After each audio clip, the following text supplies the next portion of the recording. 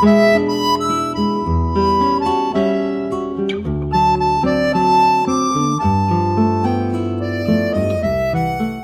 bom dia, boa tarde, boa noite para todos aqueles que estão assistindo esse vídeo.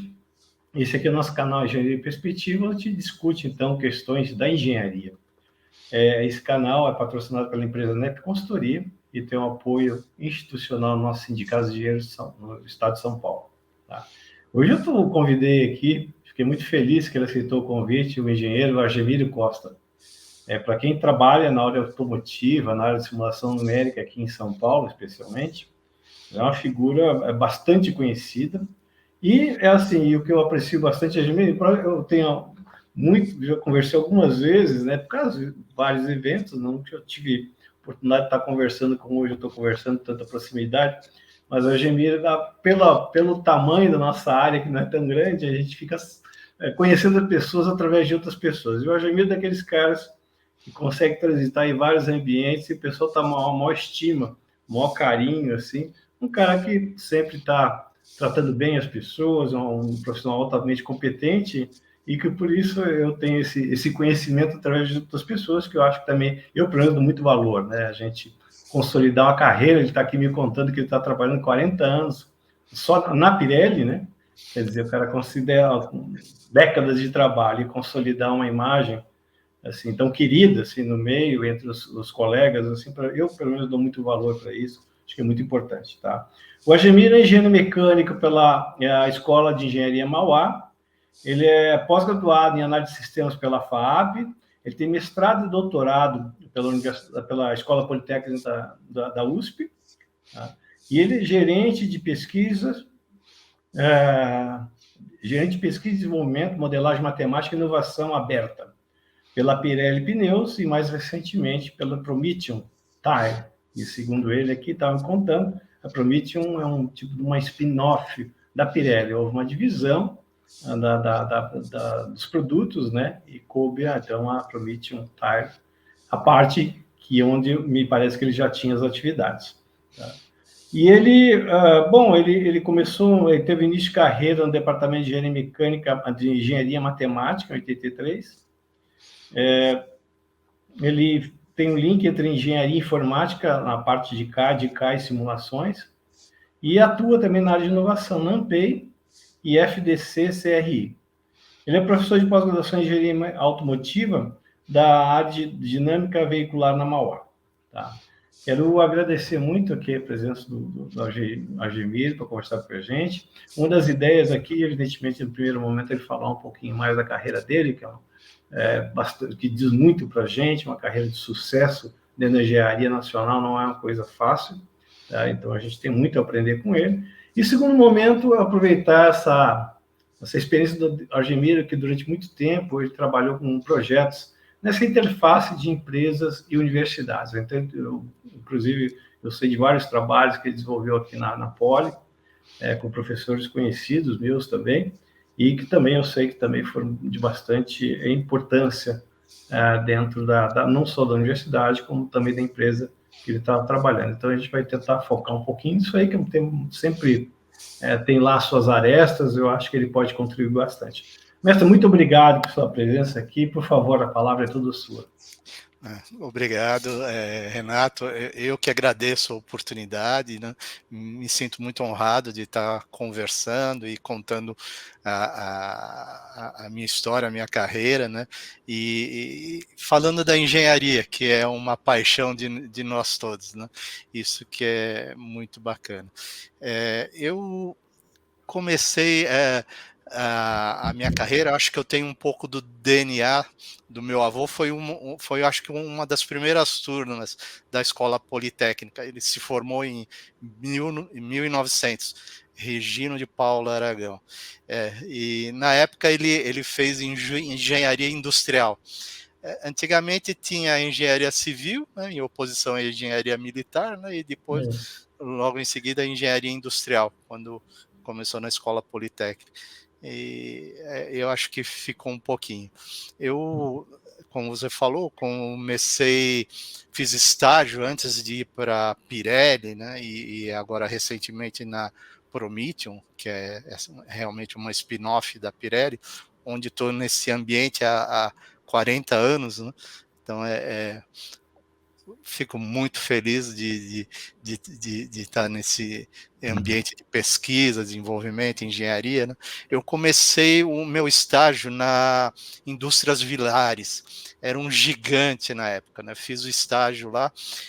A Villares era um conglomerado que tinha a parte de indústria, motores navais, siderurgia, trens, fabricação de trens, e tinha um setor de mineração.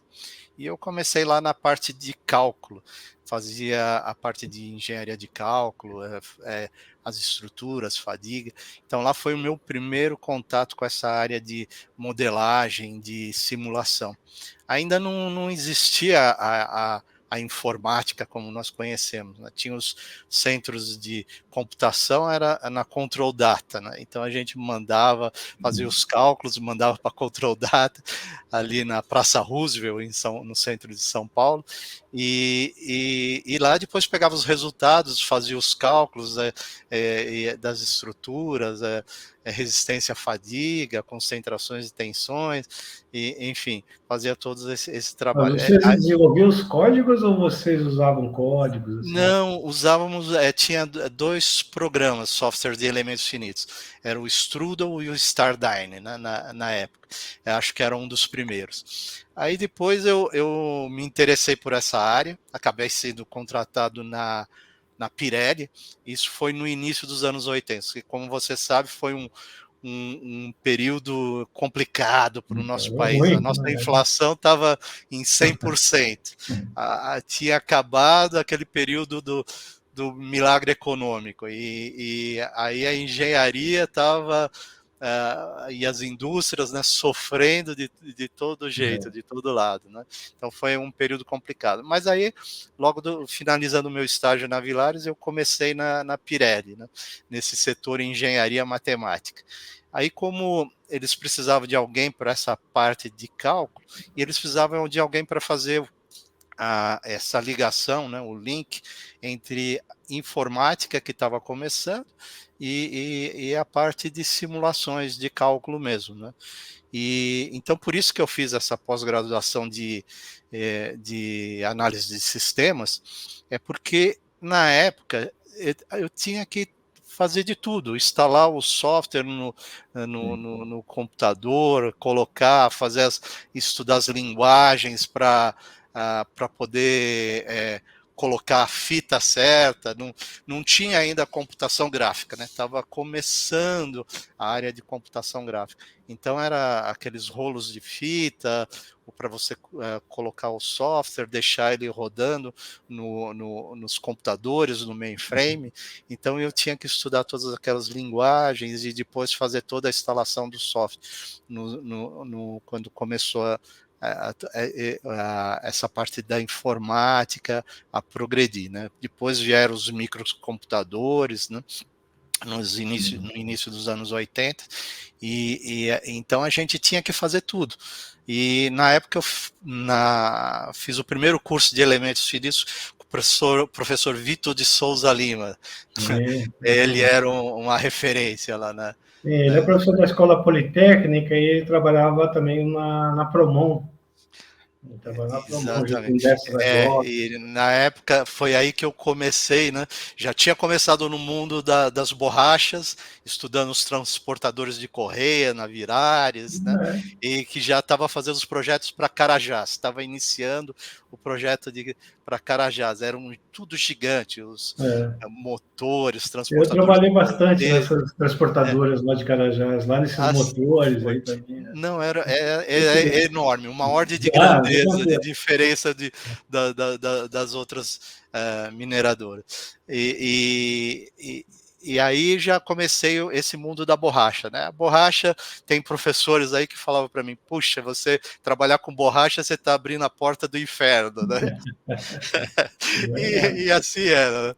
Você trabalhar com borracha toda a parte de viscoelasticidade, as propriedades que vão mudando, os compostos de borracha com o tempo, então tem uma série de detalhes.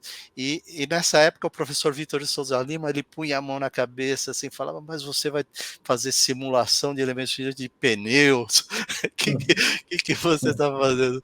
E era realmente o desafio, a estrutura, né, que era, porque o pneumático ele é uma estrutura anisotrópica, né, heterogênea, né, todos aqueles reforços que tem dentro do pneu, dão propriedades diferentes, em direções diferentes. A borracha, o pneu como um toroide, né, ele trabalha com grandes deformações, grandes deflexões, então as análises são todas não lineares, né? E aí que começamos a fazer, na época, logo em seguida eu tinha trazido um software da matriz lá da Pirelli, de Milão, e era um software escrito em Fortran, e fazia os cálculos, simulações dos pneus, mas era limitado, mas já tinha toda essa parte de modelagem da borracha, né, a hiperelasticidade, e já levava em consideração várias propriedades aí dos compostos de borracha. Jamir, se me permite, aí só um pequeno parênteses, falei para o professor Souza Lima, eu me lembro que uma vez eu estava conversando com ele, segundo ele foi para reitor aqui da USP também, né? E ele foi o primeiro cara, tinha ele um professor do ITA, agora não vou recordar o nome, mas ele foi o primeiro cara que fez um código de elementos finitos, ele contando para mim, pegou o livro do Zenkiewicz, que lá no final tinha um programa em elementos, um código de elementos finitos, ele codificou, se não me engano, em Fortran na época lá, e fez a primeira simulação, evidentemente com elementos de viga, simples, né? Eu lembro da Escola Politécnica, o Bucalém, né, que ele também trabalhou. Que foi, só assim, já estamos contando história. Quando eu me matriculei fazer elementos físicos, matriculei o Souza Lima. Quando eu cheguei lá, estava o professor Bucalém, tinha voltado do doutorado dele com o BAC, isso, né? Isso. Aí ele tinha escrito um programa, utilizava lá. Exatamente. E na outra... Desculpa, por favor. Sim. Não, eu ia mudar de assunto, porque outra coisa eu queria saber, que a Pirelli me parece uma das precursoras aqui na parte de simulação aqui no Brasil, ou não? Eu estou enganado? Sim, é verdade, porque foi justamente isso. Eu tinha esse programa, né, que tinha trazido da Itália, a gente rodava no mainframe IBM, né, e o pessoal falava... Que linguagem que era, você lembra o programa? Fortran. Fortran 4. Tudo em Fortran, antigo, né? Era na época lá, o Fortran 77 ainda. Ainda mais. Isso. E aí eu tinha que preparar, fazer as simulações, E aí depois surgiu o Abacus, né? Que era da HKS, Hibit, Carlson Sorens. Tinha 3 programas de fazer análises não lineares. Era o Abacus, o Mark e o Adina, também do professor Beif, né? E aí o Abacus, nós fomos a primeira com a Pirelli, através da Pirelli, foi a primeira empresa a trazer aqui para o Brasil. Aí trouxemos, veio uma pessoa da HKS nos Estados Unidos, fez a instalação, né? Aí eu lembro que ele falava para mim, eu falava assim, puxa, né? Eu estou aprendendo aqui, mas quando vai ficar? Você vai demorar uns 10 anos para você ficar bom, começar a usar o software, aprender a fazer isso. E realmente a gente vê depois, né? E depois aí treinei várias gerações aí do Abacus, que trabalhamos, hoje é a Simulia, né? A Dassault, que acabou ficando com o software, e treinei várias gerações da Pirelli e depois da Promethean, né, mais recentemente, com o software Abacus, que virou uma referência para essa área de simulações de borracha, dos pneus, né? E eu sempre chamava o professor Avelino, que é um outro conhecido seu também, e sempre chamava ele para dar parte de teoria para os grupos dos colegas da empresa, né? Dava a teoria e depois nós fazíamos o treinamento. Eu fazia o treinamento usando o nosso software, o Abacus, né? E a parte prática, aplicações em pneus, e ia desenvolvendo todos os modelos lá, né? Seja na parte de estática, dinâmica, né? E sempre utilizamos os supercomputadores, porque eram análises sempre muito pesadas, né? Na Sim. Itália a gente já usava o Cray, né? Naquela época era uma loucura, né? E aqui nós sofremos no início, né? Com a reserva de mercado. Então isso foi no início foi um problema. Até foi proposto para a empresa falar: puxa, vocês não querem fabricar computadores? Eu falo, não, nosso business é pneu, né? Não, Uhum. não dava, né, para gente, né? E aí começamos com os computadores da engenharia, o VAX, né? Sim. E depois fomos tendo os nossos computadores aqui, Uhum. sempre nessa parte de processamento de alta performance, né? Sim.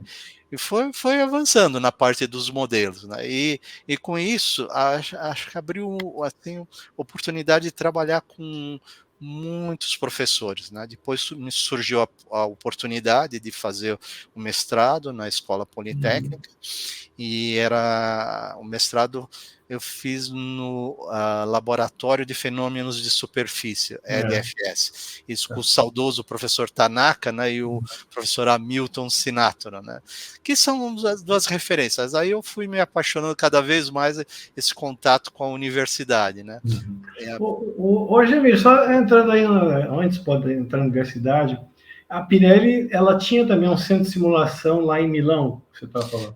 sim, Mas como é que sempre era teve. essa relação? Porque você está me falando que você estava desenvolvendo modelos aqui, mas eles já não faziam lá isso aí? Alguma coisa? Fizemos em parceria, desenvolvemos juntos, Ah, tá. desenvolvemos Tá. juntos. Isso, e Ah, sempre aqui no Brasil foi uma referência, um centro de pesquisa. Nós tínhamos laboratórios para caracterizar os compostos de borracha, fazer os ensaios na pista de prova, nos laboratórios indoor para testar os pneumáticos, e o Brasil sempre foi uma referência, esse centro de pesquisa, né? E tanto a Pirelli também, ela tinha ainda, na época ela tinha a Pirelli Cabos, né? Que também tinha o seu centro de sim. pesquisa, né? E que depois esse business acabou sendo vendido, e nós tínhamos o nosso centro de pesquisa da área de pneumático. Mas nós sempre trabalhamos em conjunto. Tá. E eu fiz vários cursos, interação lá com os colegas de Milão, nos Estados Unidos, na própria HKS, né, e Ah, é? desenvolvendo os modelos mesmo, né? E Mas, porque não tinha nada na época, não, sim. foi do zero. Não, isso é interessante, que está me parecendo que as montadoras, em geral, também no setor automotivo, elas tinham alguma coisa aqui, mas não me parece que seja tão relevante como foi na Pirelli, né? Isso que eu quero me referir. Você que participava, na época já participava de eventos aí nessa área automotiva, o que que você fala para nós, assim, o estado da arte aí? Vocês estavam na Olha, frente, por isso que você está falando. sim, a gente estava bastante avançado nessa época, né? E depois continuamos ainda virando um centro de referência. Tanto é que isso facilitava muito esse contato com as universidades, né? Como eu falei, Ah, tá. o professor Tanaka foi e o professor Hamilton era para a área de desgaste de pneu, desgaste da borracha, né? E isso junto com as montadoras nós iniciamos esse trabalho. Mas aí nós sentimos a necessidade de fazer essa modelagem do desgaste do pneu, e aí eu comecei a estudar justamente a interação entre o pneu e o veículo na parte vibracional. Aí na Escola Politécnica, fiz todos os cursos na área de vibrações, interações com o professor Fleury, o Linilson Padovese, o professor Massarani, né? E todos eles lá sempre me apoiaram, né? E sempre Aham. me deram muitas ideias que eu pude modelar essa parte de interação do pneu com a suspensão. Aí fizemos um trabalho que acabou virando referência, né, para a montadora na, nessa área, e na época era a Mercedes, né, fizemos todo esse trabalho, e, e depois aí ficava ainda alguns pontos dessa interação do pneu com o pavimento. A gente estudar, por exemplo, o coeficiente de atrito, além do desgaste, eu tinha para estudar o desgaste, a gente, que lá nesse laboratório, a gente tinha essa área da ciência que é a tribologia, né, que estuda o atrito, desgaste, lubrificação, né? E a gente tinha que estudar o coeficiente de atrito. E na época o professor Tanaka, ele era um fã do Leonardo da Vinci, né? E eu também. E ele fez várias palestras na Escola Politécnica, na nossa empresa, e em outros lugares, né? E eu também adorava ele lá, né? E ele falava, o Leonardo da Vinci, né? O título era Leonardo da Vinci, um engenheiro fracassado, né? Nós vamos depois comentar isso, porque ele ia a fundo, ia cada vez mais a fundo, né? Querendo essa curiosidade científica, ia de detalhe em detalhe, né? E nunca chegava a construir alguma coisa, né? Então existia essa polêmica, né? A gente discutia, mas algo fantástico, né? E lá na Escola Politécnica, depois na área civil, aí a gente tinha que estudar o coeficiente de atrito e também a parte de ruído dos pneus com a professora Liede. Ela, na época, era responsável, né, pelo laboratório de pavimentos, e depois ela virou, teve o cargo, né, de diretora da Escola Politécnica, e hoje no IPT, né, coordenando o IPT. Recentemente ela saiu, ela era presidente do IPT, recentemente ela saiu, né? Então, e com ela nós estudamos várias teses, né? Participei de doutorados, aluno dela, que depois foram estudar fora, na Suécia, né?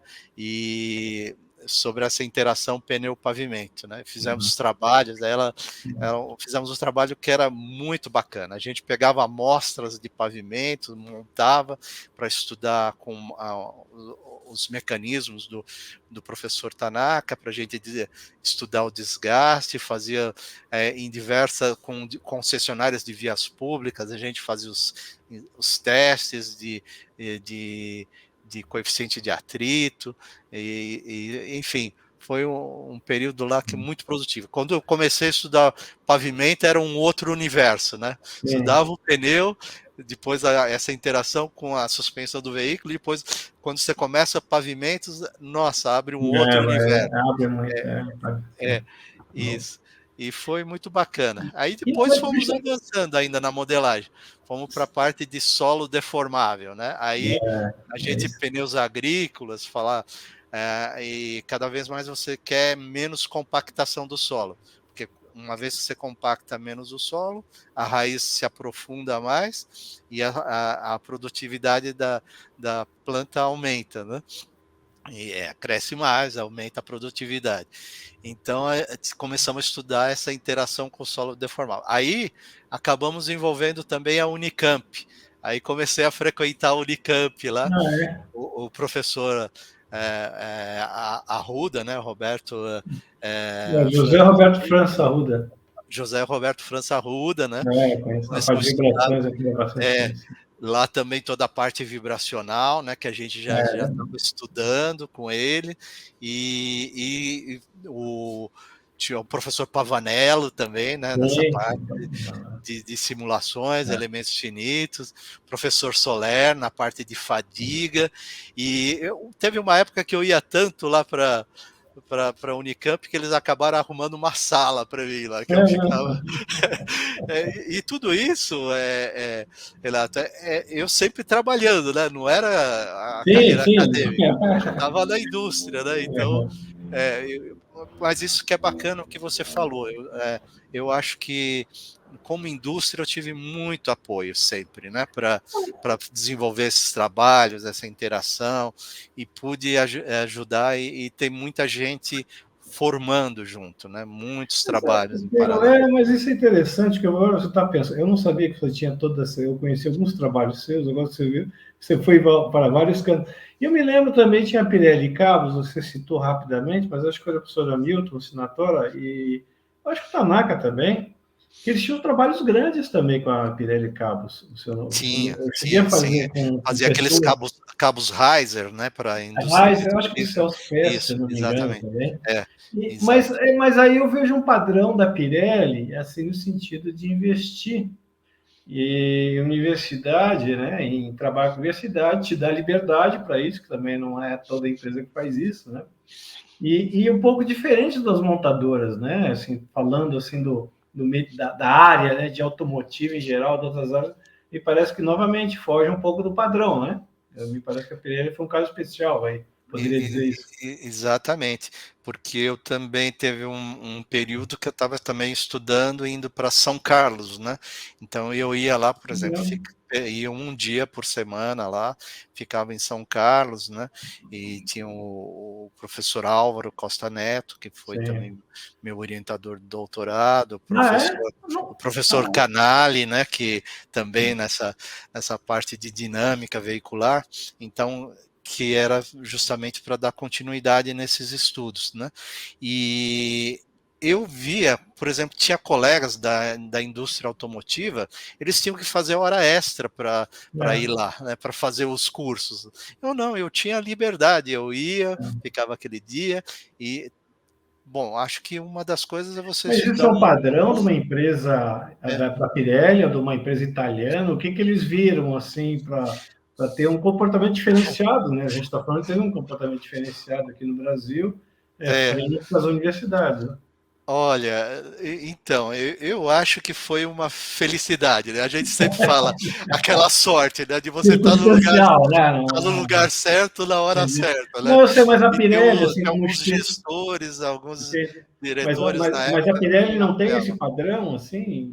Mantém, É, mantém. então, Ainda então, assim, mantém, aí a gente mantém aqui, ainda continuamos os trabalhos, fazemos ainda os trabalhos de pesquisa, não, eu só, Embrapi e FINEP, né? Continua forte.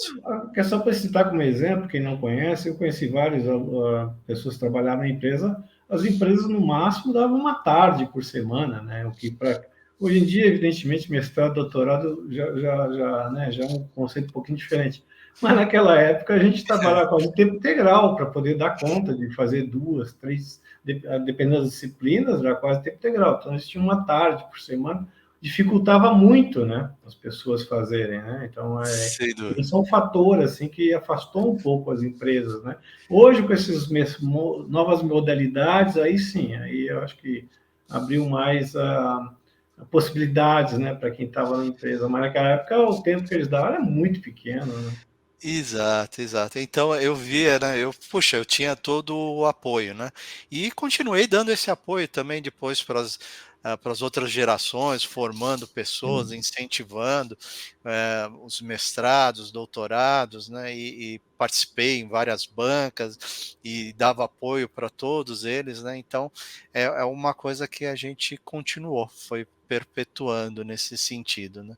E foi isso, inclusive, que eu teve uma época quando eu fui para trabalhar em Milão, né, mais recentemente, fui chamado para montar um grupo, né, de simulações, modelagem matemática. Eu era o head na área de inovação aberta, né, quando eu cheguei lá tinha essa separação entre Pirelli e Prometheum, mas tinha 5 colegas lá, todos eles lá que já trabalhavam comigo, estavam lá e a gente. Então era muito bacana e teve essa participação, continuava com as universidades lá na Itália. E era algo muito interessante, né? Então, a Alemanha sempre como referência na nossa área, né? E a gente ia para os congressos na Alemanha, em Aachen, né? Que tinha a parte toda de modelagem dos pneus, para a parte de dinâmica veicular, para a parte de durabilidade. Eles têm o Instituto Fraunhofer lá, né? Então a gente tinha uma interação muito grande participando lá com eles, e foram todas também tecnologias que a gente acabou trazendo para cá. E esses colegas mesmos viraram referências, não só para a própria Pirelli, que continua até hoje, né? E a gente fez um trabalho. Tinha um ponto muito interessante contar para você, que eu Isso é conheci mais recentemente, né? mais recentemente. Na Universidade de Nápoles, tem um grupo muito bom de dinâmica veicular, é uma startup que foi muito premiada nesses congressos na Alemanha, em toda a Europa. Ela chama Megaride. Vem do nome de Megaride. Ele era uma dessas pessoas iluminadas, né, que o professor Flávio Farroni é um jovem, e ele queria valorizar o grupo lá, que você sabe, sempre tem aquela, na Itália, né, a gente tem muita semelhança, a gente tem muito da cultura italiana aqui no Brasil, né?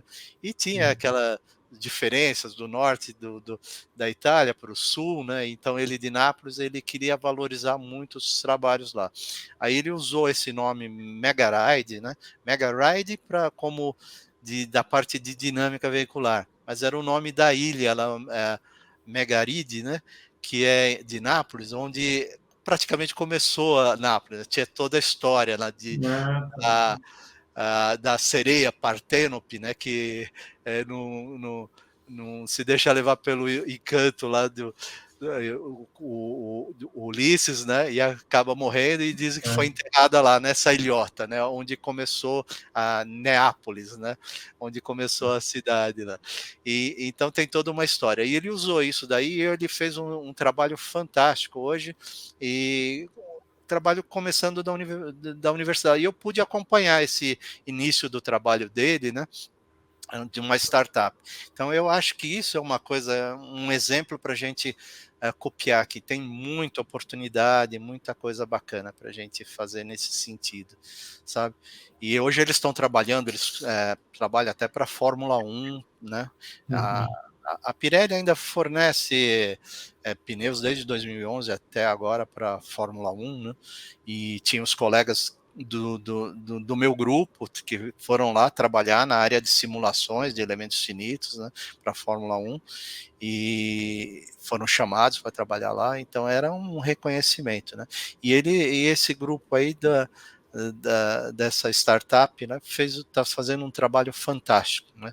Tinha já trazido eles aqui para os eventos que a gente coordena aqui da SAI e de dinâmica veicular, enfim, ele um trabalho muito bacana. Esse é um ponto bacana que Renato, que eu gostaria de falar, né? Tem um filósofo que eu usava muito como referência, né? É Zygmunt Bauman, né? Ele é o mundo líquido, né? Então essa sociedade líquida, né? Então hoje a gente, ele justamente falava que as pessoas vão surgindo novas ideias, novas oportunidades, as pessoas pegam de imediato, né, vão adotando, né, mas não vão muito a fundo, né? Então hoje é esse mundo líquido, muda rápido, né? E você não aprofunda, né? Então ele fala que a gente como educadores, né, tem que essa obrigação de chamar de transmitir a paciência, a atenção, né? E isso é uma coisa que o professor Avelino chama muito a atenção, né? Ele fala da frase dele, né? Se você não sabe resolver o problema sem o computador, não adianta querer resolver com o computador, né? Usando o computador, né? Então, eu acho que esse é um ponto interessante, né? E a gente tem hoje realmente, né, como foi já chamado a atenção, os alunos, né, para direcionar para a carreira de engenharia, né? Então eu acho que esse é um ponto para a gente aí chamar a atenção, a gente para esse lado, eu acho que é muito bacana, né? Esse filósofo Bauman, né, ele tem uma frase que eu gosto muito, né? Ele disse: se você planeja para um ano, semeie milho. Se você planeja para 10 anos, plante uma árvore. Se você planeja para 100 anos, eduque as pessoas. Né? Então, eu acho que é por aí, né? Então, É. essa formação aí Isso é interessante. Mas bacana. não, isso é um ponto interessante, até que eu tenho pensado bastante, tenho conversado com bastante gente, né? E uma das coisas que eu tenho reparado, quer dizer, isso é um fato, né? Que a própria engenharia ela está perdendo bastante o interesse, né, dos jovens, né? Então, hoje, na época, 15, 20 anos, né, a quantidade de jovens procurada pela engenharia era pelo menos 3 vezes mais do que hoje, né? Então, o número de alunos caiu bastante também. Os particulares, então, não sei se você tem acompanhado, mas particulares de nível bom, né? Elas têm fechado cursos, né? Então, ocorre um momento assim.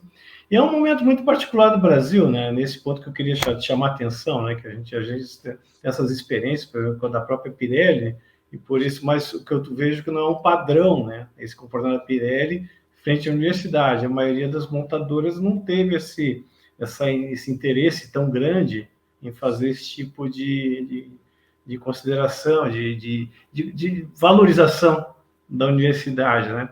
Dentro da sua experiência, assim, uma coisa também é como você frequenta os eventos, né, de simulação numérica, que a gente está falando aqui especificamente, que é a área que a gente trabalha, também a gente sabe que é um círculo bastante restrito de pessoas e empresas que acabam participando. Quer dizer, não foi um modelo assim que se disseminou como a gente gostaria que fosse, que é essa sua ideia, né, também, de a gente poder prosperar. Ou seja, tudo isso que eu estou falando é assim, o Brasil tem circunstância, um contexto bastante especial, que é diferente, né, de outros países, né? E que dificulta bastante, inclusive, o planejamento que você acabou de falar, né? O Brasil altos e baixos. Você conhece mais, mas eu conheci várias equipes de elementos finitos, que é análise estrutural, que dentro de montadoras, ou fora de montadoras, que ficaram grandes e depois encolheram. Quer dizer, era mais ou menos uma coisa de acordo com a economia, né? Que é o Brasil, essa gangorra, né? Então, como você acha, assim, colocar falando aqui na tropicalização, né, dessas ideias, né, disseminação tecnológica, como é que a gente lida com essas tantas instabilidades, assim, que hoje fazem, por exemplo, que a queda nunca foi tão grande, a queda de interesse dos jovens pela engenharia, né? Isso. Eu acho, né? Eu pego essa ideia do Bauman, né? Esse do mundo líquido, né? Então as pessoas hoje é, não têm, não se aprofundam muito, né? Não tem essa paciência, essa atenção, essa curiosidade de ver o porquê. Não pode ir nos extremos, como a gente estava comentando do Leonardo da Vinci, de detalhe em detalhe não realizar nada. Mas você também não pode ficar no superficial. Chegando o novo, vai passando, você e virou uma tendência, né? Eu acho que a gente tem que estudar, Renato, não só pela parte da engenharia em si, mas essa parte social, antropológica, né? Tudo que está mudando, essa essa mudança geopolítica, tudo que está acontecendo, né? Então a gente vê hoje essa falta de interesse pela engenharia geral, mas eu acho que vem disso, de você não se aprofundar, não ter essa atenção, né? E eu acho que isso é uma das obrigações nossas desse seu trabalho, mostrar que a gente que viveu tudo isso, mostrar que a engenharia é bonita, que é legal, que vale a pena, né? Não, isso. Não, Mas tem só terminando, um outro não, por viés, favor. né? Que é a parte salarial também, né?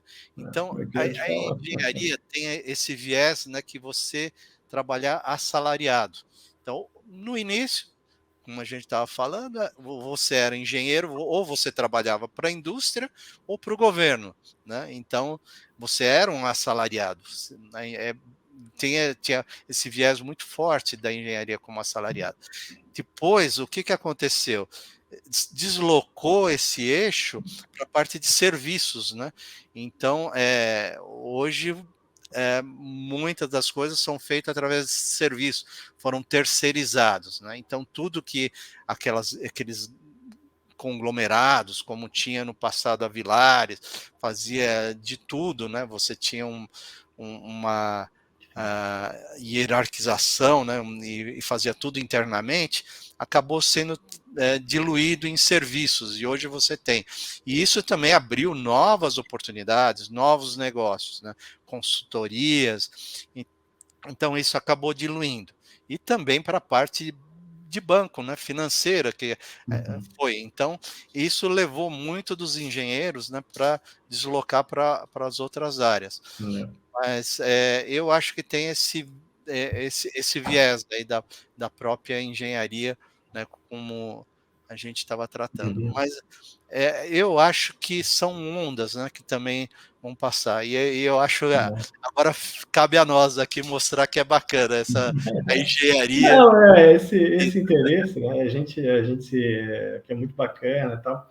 Mas assim, tem um mercado, né, que é bastante objetivo, assim, esse mercado oscila muito, e o Brasil tem um processo de desindustrialização que é importante, né, que vem ocorrendo há bastante tempo. Quer dizer, hoje novamente, a gente está dependendo, e não que a gente nunca tenha prescindido em algum momento, mas a primarização da economia está acontecendo, a reprimarização, ou seja, agricultura, o modelo agroexportador, que para a gente nem sempre é interessante do ponto de vista de tecnologia. Basta ver os exemplos lá dos países da Ásia, né? Mas não, e assim tem a questão do salário também dos engenheiros. Eu tenho acompanhado relativamente bem isso aí, não prosperou muito, né? Então eu acho que também tem uma questão objetiva da condição do engenheiro, social mesmo, né? Que as pessoas estão migrando. Olha, isso aqui meio que e não dá. Mas eu ia te perguntar isso aí, tá? Isso é um negócio interessante, você tocou de empresas, né? Que mudou o modelo das empresas. Mas, por outro lado, assim, e aí, muitos spin-offs, pequenas empresas, né? E evidentemente que hoje também, eu acho que é muito da demanda, né? Do que está acontecendo, né? Mas você pegou ainda, estamos falando aqui do Souza Lima, lembra da Promon, da Hidrocept, da própria Temag, do professor Milton Vargas, que era um politécnico emérito, né? E isso também muda o perfil do projeto de engenharia, né? Assim, tecnicamente, né? Você tem aquelas equipes com mais de 1.000 engenheiros, né? Com expoentes da engenharia coordenando, né? E hoje você tem pequenas empresas e cada um fazendo lá as suas mágicas lá, muita gente boa também, né? Não te parece que ocorre um perfil, uma mudança grande assim desse perfil de engenharia, e como é que reflete isso aí na qualidade da engenharia que a gente está falando? Sem dúvida, sem dúvida. Eu acho que mudou, né? Acabou, né? A gente tem discutido isso com os colegas, acabou aquele tempo do conhecimento de gaveta, né? Que você falava, tem uma pessoa que sabe tudo, você vai lá, centraliza, né? E ele tem todo. Não, isso não tem. O conhecimento hoje está distribuído, né? E hoje você faz colaborativamente os seus projetos, né? Você tem que desenvolver o projeto de forma global. Ele não tem mais. Você tem as necessidades locais. Você tem que conhecer a cultura, os problemas locais, né? A severidade de cada segmento, mas você está trabalhando em projetos sempre globais. E isso pela própria viabilidade econômica, né, do projeto, do produto. Então, hoje a pessoa que não domina outros idiomas, né, não consegue, né, desenvolver esse trabalho, fazer. E hoje você tem grandes concorrentes, né? Você tem a Índia avançando muito, né? A própria China, que no começo mandou pessoas estudarem no mundo todo, hoje trouxe esse conhecimento internamente, né? E você vê como eles estão avançando aí na parte de veículos, né? Na parte automotiva, veículos elétricos, né? E então é diferente, mas a gente tem um contato, a gente tem esse contato com os chineses, né, eles ainda têm muita carência, mas eles tiveram investimentos fantásticos nas universidades, né, e Você vê a Universidade de Tonji está entre uma das melhores, né, no mundo hoje. Então, ainda continua, a gente precisa continuar. Não tem como você falar, poxa, vou formar a pessoa para trabalhar só aqui no Brasil. Não, você forma, ele vai seguir a carreira dele e vai para o mundo. E a gente tem que, sem dúvida, depois criar esse ambiente, né? Como que você vai trazer de volta, né? Oferecer oportunidades. Esses investimentos, sem dúvida, são importantes. Isso que a gente tem que pensar, né? Tem os programas agora do governo, Mover, entre outros, né? Então a gente torce para dar certo, para você ter esses investimentos aqui. E tem algumas áreas que a gente realmente domina, né? Como a gente estava comentando, a própria Embraer, né, uma referência, a Petrobras. Então, muitos dos alunos que eu tinha, trabalhava nas universidades, na Unicamp, na USP, acabaram indo para a Embraer ou para a Petrobras, né, e estão lá muito bem. Outros são referência lá fora, trabalhando na Holanda, em outros países, né? Mas a gente fica feliz por eles, né? Não, assim, Só não, fica não, mas feliz. o ponto talvez seja esse que eu estou me reportando, é isso, né? Que antigamente tinha grandes empresas e que eram padrão, evidentemente que eram pessoas, os coordenadores eram grandes engenheiros, mas também muito bem assessorados também, né? Mas, novamente, você falou, então, a questão de a coisa mais ou menos, vários spin-offs, né? Uma Promon da vida, por exemplo, você tem engenheiros da Promon por todo o mercado, né? Mas esse padrão remete novamente, quer dizer, hoje existe muito esse discurso, trabalho colaborativo, tal, mas, novamente, você, quando se reporta, eu também que faço isso, todo mundo faz isso como exemplos de excelência, assim, se reporta a Embraer, a Petrobras, a Vale, que são grandes empresas como eram aquelas outras, né? Quer dizer, esse padrão de funcionamento de pequenas empresas em colaboração me parece que ainda está claudicante. Em algum momento aí, algum polo tecnológico da China, da Índia, isso ainda está funcionando muito bem. Mas aqui ainda me parece que está longe, não te parece isso? Assim, não? Porque a gente tem pequeno, mas eu trabalhei com várias pessoas, né? Todo mundo quase morrendo afogado. Quer dizer, não se estabeleceu, é mais uma competição entre os pequenos do que propriamente uma rede colaborativa. É Assim, verdade. as pessoas tentando sobreviver. Enquanto Exato. isso, a própria Embrapi, eu entrevistei aqui o professor Jorge Guimarães, até fiz uma pequena provocação para ele, né?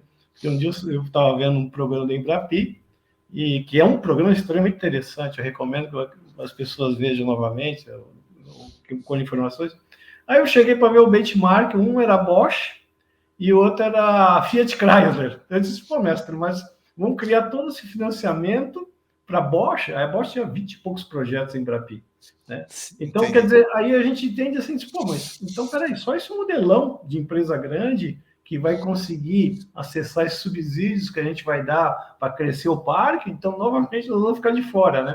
Quer dizer, eu estou simplificando, eu sei que existem iniciativas pequenas, mas parece que o nosso modelo de funcionamento de fato ainda está em cima de estruturas robustas, né, com fôlego financeiro para aguentar toda a estabilidade do Brasil, né? Porque a gente pequenininho, a gente vai lá, primeira crise, a gente submerge sem data para... Não te parece que ainda é um padrão, assim, que eu acho que o nosso discurso é extremamente interessante, né, de pequenos colaborativos, não sei o quê, mas não me parece que isso aconteça, assim, né? Pelo menos aqui no Brasil, né? É verdade o que você fala, mas é assim muito, por exemplo, para a nossa área daquela engenharia tradicional, né? Ah, mas existem trabalhos fantásticos, né? Tenho visto em alguns congressos e participado de algum desses grupos de inovação, por exemplo, na parte de agrobusiness, né? A gente tem desenvolvido muito software. E é lógico, tem toda a base, né, e os históricos que a gente tem da própria Embrapa, de tudo mais. Mas a gente tem desenvolvido muita coisa bacana na parte de sensores, né, e tem avançado. é lógico que depende isso dessa interação, de ter uma estratégia do governo, eu acho importante. Eu não tenho a resposta Uhum. para te dar, não tenho a resposta. Aqui, às vezes, eu vejo muita gente, verdadeiros heróis, né? Você sai Sim. fazendo, desenvolvendo, mas tem muita coisa bacana que está sendo feito. É, e a gente precisava divulgar mais, né? Isso que eu falei para os próprios engenheiros, né? A gente tem que divulgar mais a engenharia, esses trabalhos de sucesso. A gente celebra muito pouco os nossos heróis, né? As pessoas que estão tendo sucesso, que estão se desenvolvendo. Eu acho que a gente mais critica, né? E acaba divulgando pouco, né? Então acho que isso é um Uhum. ponto que a gente precisava melhorar. Mas É. o seu trabalho aí, do jeito que você está fazendo, essa divulgação, poxa, precisava a gente difundir muito mais, né? E É. levar para todo mundo Uhum. esses sucessos aí, né? Que eles sirvam de exemplo, como eu estava falando dessa startup lá de Nápoles, né? Que eu sou um fã deles lá do trabalho que eles desenvolveram. Uhum. Mas aí, bom, aí nós estamos conversando porque volta aquela questão da tripla hélice, né? Quer dizer, muita gente usa esse conceito, né? Universidade, empresa e governo, né? Assim, hoje, como é que você vê, assim, né? Eu já percebi que a Pirelli, ó, nós estamos falando de uma exceção, tá? É, Eu olha, acho que isso aí tem que tomar cuidado. Mas vou- vou- porque as empresas em geral elas não toleram, mas assim, a gente está falando de planejamento vem do governo, né? Não acho que não tem que sim, esperar planejamento das empresas, muito menos da universidade e do governo. Quer dizer, mais ou menos tangenciamos esses assuntos aí. Mas como é que você vê isso aí hoje, assim, dentro da olha, sua experiência? eu nos trabalhos de interação com a universidade, a gente teve que enfrentar muitos problemas, né? Principalmente quando você está tratando com propriedade intelectual, né? E quando você fala com, por exemplo, uma universidade que é pública, né? Ela tem uma série de restrições internas da própria regulamentação da universidade, né? Como É. ela vai tratar, como eles vão tratar esses trabalhos externos com as empresas, né? Então, você fala, puxa, se é uma universidade pública, então tudo ali tem que Sim, render uma usufruo de tese, tem todos, né? que. Exatamente. Existe muita discussão É, nesse sentido. Então, para você fazer às vezes um contrato, eu levava entre os jurídicos aí 8 meses, um ano para você definir as regras, a propriedade intelectual, como que fazer. Aí depois descobrimos os caminhos das pedras, né? Então a é, gente fazia os trabalhos, mas isso tudo é uma dificuldade muito grande, né? é. Então para que acaba dificultando essa interação entre empresa e universidade.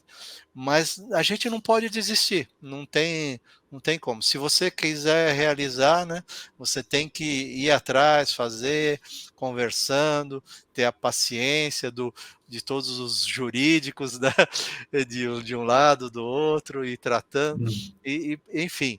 Mas depende muito, né, de como você está trabalhando. Né? Eu tinha uma felicidade muito grande de ter esse contato com professores que eram assim excelentes, né? Que eram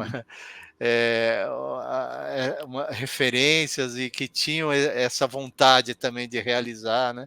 Então Uhum. isso facilitou bastante, mas existe uma dificuldade grande. Tem que simplificar em outros lugares. E ainda, por exemplo, até hoje, para fazer os trabalhos aqui, por exemplo, temos uma estrutura de campos de prova fantástica, né? Que a gente tem vários campos de prova, tem das montadoras aqui Sim. e da Randon, GM, Ford, né? A Mercedes, todas têm campos de provas, e a própria Pirelli, né? Tem um campo de prova gigante, mas, por exemplo, você tem dificuldades, se eu quiser trazer, aqui no Brasil, que você tem um tempo bom o ano todo, quiser trazer um veículo importado, fazer os testes aqui, a gente está falando de trabalhos de desenvolvimento globais, você tem uma dificuldade para trazer o veículo, importação, você tem a dificuldade de insumos para os laboratórios, né, de software, enfim, uma dificuldade muito grande, tudo isso acaba prejudicando. Então, muitas vezes as pessoas acabam investindo lá fora, fazendo outros desenvolvimentos lá fora, e acaba você trabalhando só colaborativamente, né? Isso tudo são dificuldades que tem que ser vencidas, tem que melhorar, são pontos que a gente precisa melhorar. Mas não pode desistir, tem Não, a sim, mas o dinheiro persistência aí. também.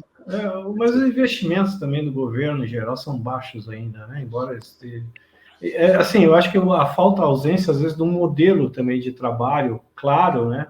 Eu me lembro uma vez conversei com vários professores sobre esse tema, não existia um modelo claro para tudo, mais ou menos cada um fazia do seu jeito, mais ou menos isso, assim. E quando alguém tinha sorte de conhecer você, ou não, casar de você, o professor Hamilton, que eu particularmente conheço também, então dá tudo certo, mas em função das pessoas também, né?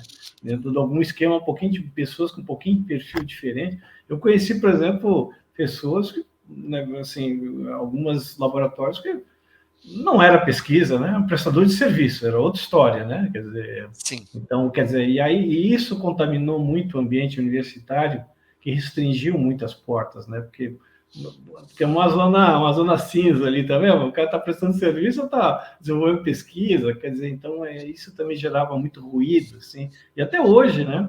A universidade, por ser tantas áreas, né? Você gosta de filosofia e tal, quer dizer, e só a engenharia praticamente tem esse benefício, talvez a biotecnologia nessas áreas, mas basicamente só a engenharia que tem, então gerou bastante ruído, assim, né?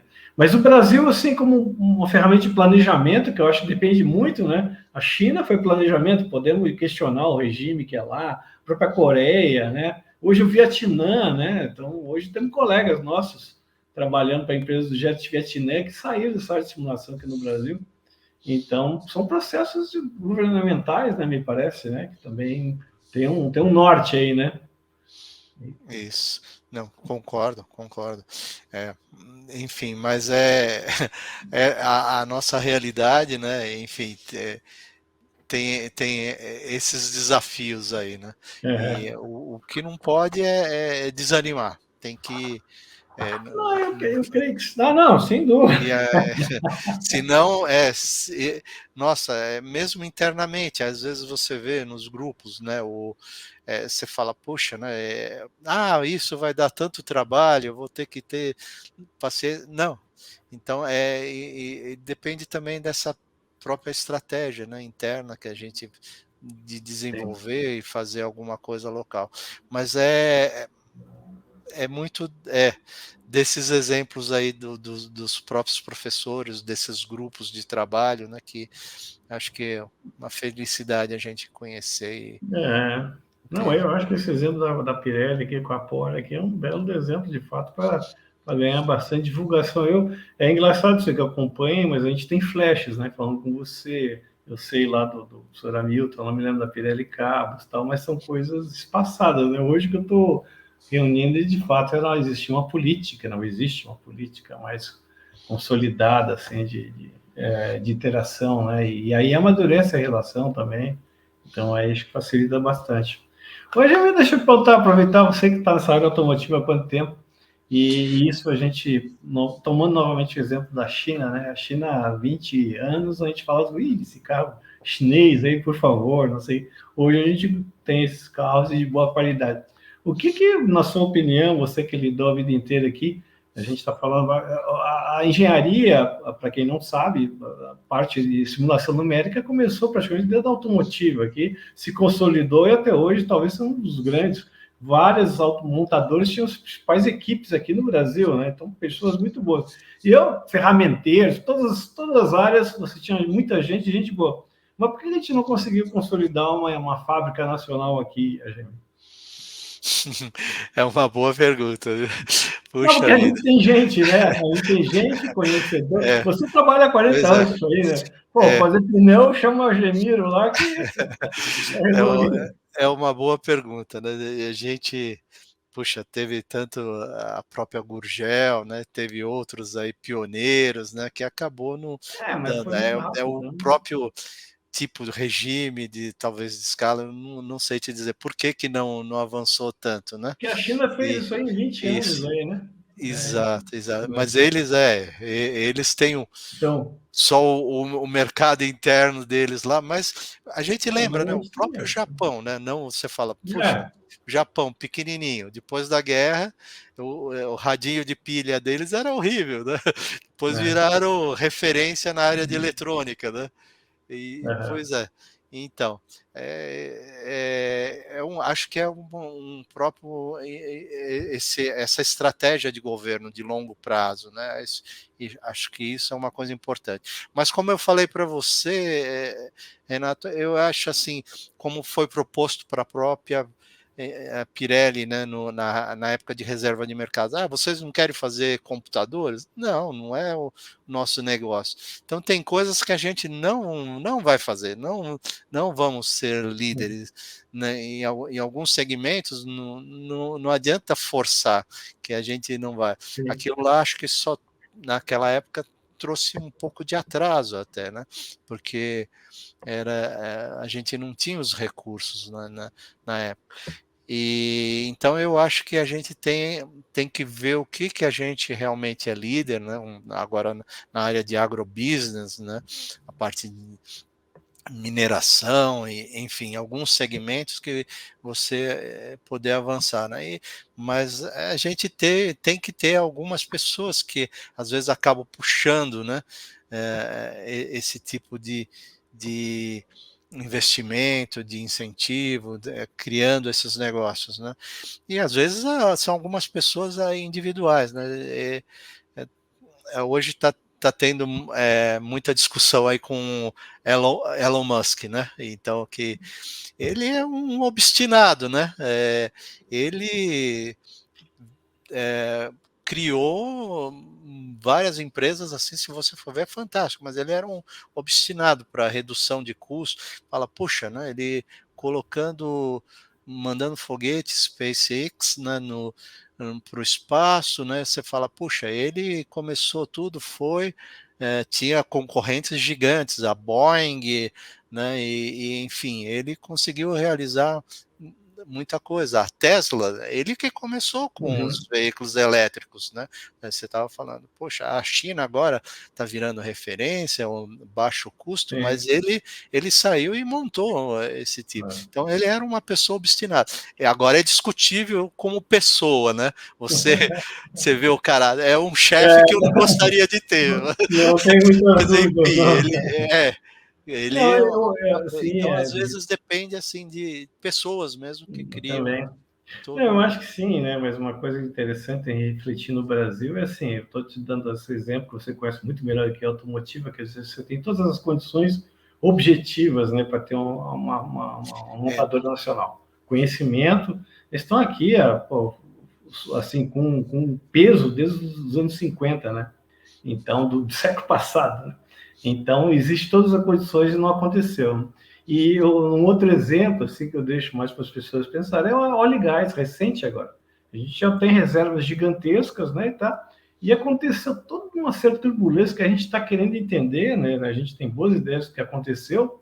Tinha tecnologia de ponta, como o Brasil nunca teve nenhuma área, que é lá do Sempre, a Petrobras tinha 4 mil e poucos engenheiros, entendeu? Eu fui algumas vezes lá de uma maior qualidade, uma maior qualidade. E, novamente, perdemos boa parte disso aí hoje, estão querendo reconstruir. Quer dizer, existem fatores, né, do Brasil que vão além da questão técnica, né, e passam pela questão política, uma série de circunstâncias que também impedem a gente de seguir adiante. Não há a condição do país, assim, como um país periférico, né, eu acho que a gente pode falar, e democrata, né, eu acho que esse é o ponto, né, de dar fronteiras abertas. Para a China, para a Coreia, não, é outra história lá, né? Muito mais autoritário, né? Então, eu acho que a gente padece um pouco também, muito, né? Talvez muito, né? Porque a gente Minha opinião, é que devia ter uma montadora excelente hoje aqui, porque com as pessoas que a gente tem aqui, qualidade e a parte de óleo e gás nem falo aí, que as montadoras das plataformas, tudo. O petróleo está aqui, né? Então, certas circunstâncias, parece que tem várias questões aí que passam ao largo aí, que o Brasil também sempre metido nessas questões polarizadas, no dia a dia, rotina, pequenas coisinhas, né? E se perde assim, na definição no futuro, né? Nem um futuro tão longo, né? Mas um futuro próximo, assim, que permita a gente sonhar um pouquinho melhor aí. E a gente aqui, né, que já estamos há 40 anos aí, poder passar essa experiência um pouquinho, uma expectativa um pouco melhor, né? Porque vai e volta. Mas você tem a absoluta razão. Eu acho que a questão muito assim, a gente ter esperança, ter paciência, ser otimista, né? Para a gente poder seguir à frente e assim, o seu exemplo é fundamental, assim, pessoa disposta sempre para estar passando experiência, é uma boa experiência, excelente experiência aí, os mais jovens, você já fez um papel bastante importante, espero que continue aí muito tempo aí. Gemir, já passei do teu tempo, falei bastante também, eu queria deixar alguns minutos aí para você fazer passar uma mensagem, alguma coisa que você gostaria de falar também, que a gente não tenha abordado aí. Renato, eu agradeço muito, né? Agradeço a oportunidade, fico muito honrado de estar aqui conversando com você e parabéns a você por esse trabalho que você tem desenvolvido e deixar a mensagem é deixar para os colegas, para os alunos que estão indo, né? A engenharia é muito legal, não desista. Tenham paciência, persistência e é muito bacana, gente. A carreira de engenharia é algo muito legal. E tem uma frase que diz que não existe vento bom para quem não sabe onde quer ir, né? Boa. Exatamente.